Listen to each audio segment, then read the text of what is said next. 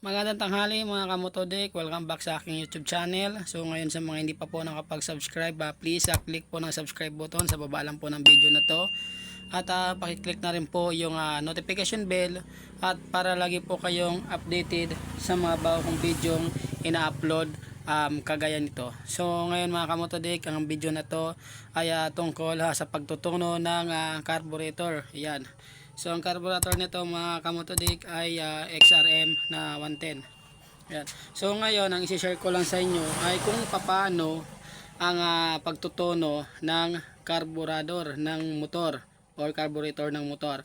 So ngayon kung makikita nyo mga kamotodik, meron dito dalawang tornilyo na ipipihit. Yan. Ito isa at ito. So ito yung sa gas ito at ito naman ay sa hangin. So mga kamotodik, ang gagamitin lang natin dyan ay flat screw ito. So bago natin na galawin yan, ipapakita ko muna sa inyo, ipaparinig ko muna sa inyo yung andar ng motor. So ang carburetor na to mga kamotodik ay nakatono to. So mamaya gagawin ko, ililigaw ko sa tamang pagtono para maipakita ko sa inyo yung kung paano itono yung carburetor ng motor. Kaya ngayon papaanda rin natin, nasa tono yan. So paanda rin natin.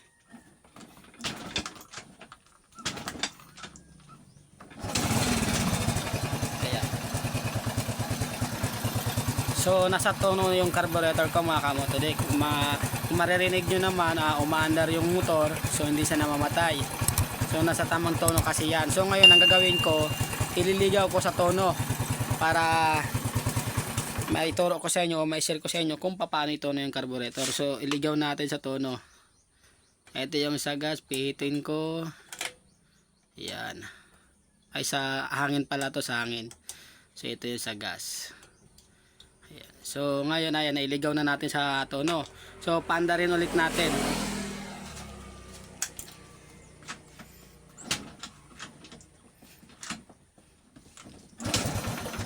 Ayan. Patay siya. So ayan, ayaw umandar mga kamotodik.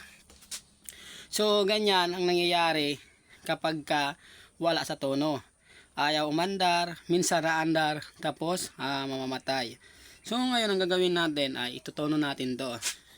So sa pagtutono nito mga kamotodik, halimbawa na ganyan yung ang carburetor nyo, no? Ito yung sa gas, ito yung sa hangin. So gagawin natin dyan kasi ito nakapihit, kasi ito pahigpit. Ayan. So gagawin natin, taasan natin ng konti yung gas. Ayan. Taasan natin ng bahagya, tapos luwagan muna natin yung sa hangin.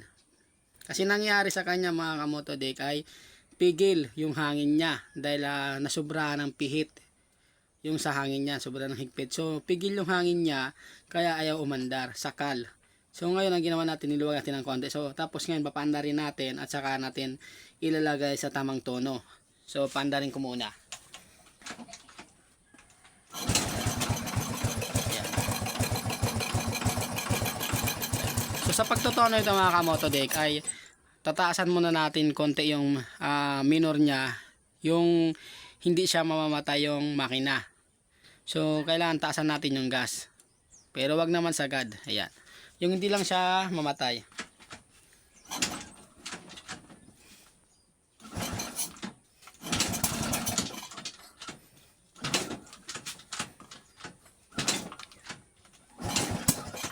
So sobrang. So ngayon babaan natin ng konti yung hangin, luwagan natin.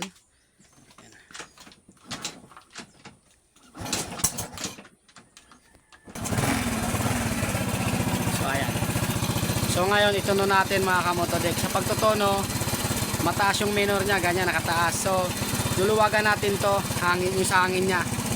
Paikot, pakaliwa. Ayan. Hanapin natin yung magandang tunog ng makina. Ayan, petin lang pakaliwa.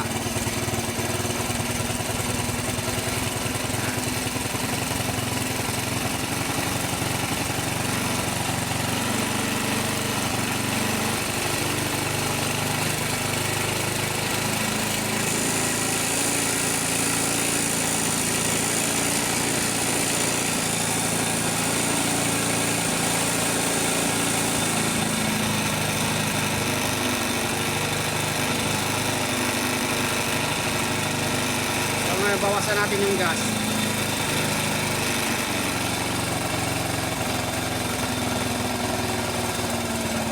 Ayan.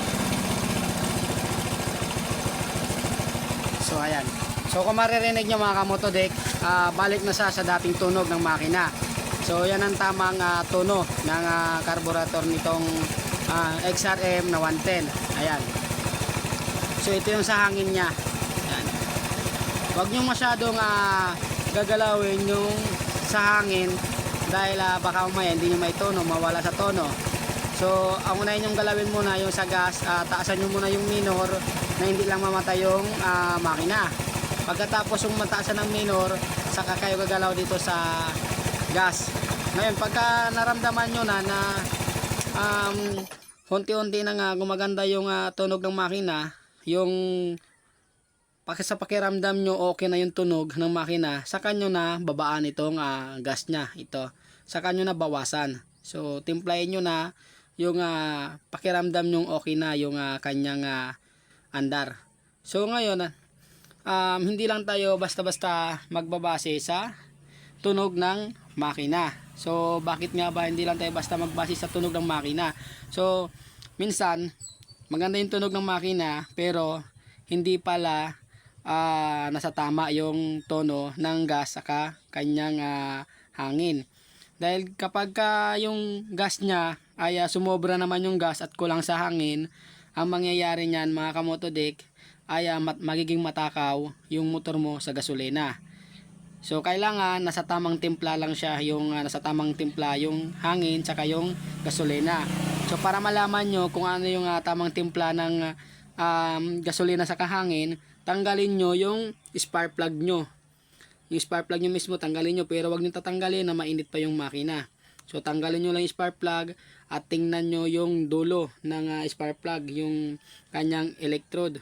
So pagka nakita nyo yung center electrode nya ay ang color brown, so yun po ang nasa tamang tono ng carburetor nyo. So nasa tamang tono yung nyo, gasolina sa hangin.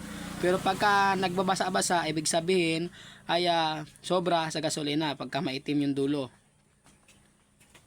So ngayon mga kamotodik naman, kapag nakita nyo naman yung dulo ng spark plug nyo ay color gray, ibig sabihin naman nun kulang sa gas na pumapasok at sobra naman sa hangin. So dapat ang color ng spark plug nyo ay color brown.